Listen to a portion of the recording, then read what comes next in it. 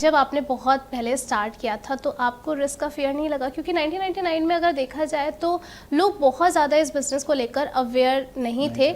और जहाँ तक मुझे पता है कि मैंने अपनी फैमिली में देखा है कि अगर लोग किसी के इवेंट में जाते थे तो वो गिफ्ट देने से अच्छा शगुन दे दिया, या बहुत ज़्यादा इन सब चीज़ों में इन्वॉल्व नहीं थे। तो आपको लगा था कि ये मार्केट आगे जाकर काफ़ी ज़्यादा बड़ा हो जाएगा?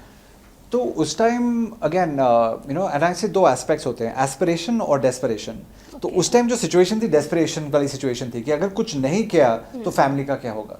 तो शुरुआत जो हुई थी वो डेस्परेशन के एटीट्यूड से अपना हुई थी। ऑफ कोर्स यू नो साल 2 साल 3 साल के बाद पता चला कि ओके यहाँ सक्सेस रेट्स यू नो अच्छे हो सकते हैं, मतलब यू नो अच्छा रिस्पॉन्स मिल रहा था। फिर हमारा एस्पिरेशन बना कि how do we become you know bigger, how do we pick more multinational clients. फिर हमने उसके कुछ सालों बाद हमने अपना एस्पिरेशन बनाया कि we want to be India's number 1, फिर हमने बोला एशियाज नंबर 1। तो उस हिसाब से एस्पिरेशन बढ़ती गई। बट इनिशियल जो फेज था वो तो डेस्परेशन का फेज था कि मतलब यू नो डीप एंड पे हमें धकेला गया है, फेंका गया है, और अगर हम अभी स्विम नहीं करेंगे तो हम यू नो डूबने वाले हैं। तो शुरुआत तो वहाँ से हुई थी।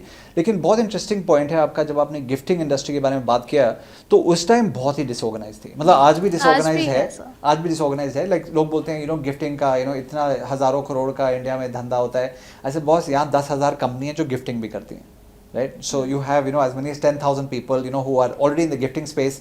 लेकिन उसके अंदर जो क्वालिटी कंपनीज हैं जो अंडरस्टैंड करते हैं कि you know what is the requirements of the market, किस हिसाब से हमें you know ethical and professional बनना है, मतलब बैली 50 और 60।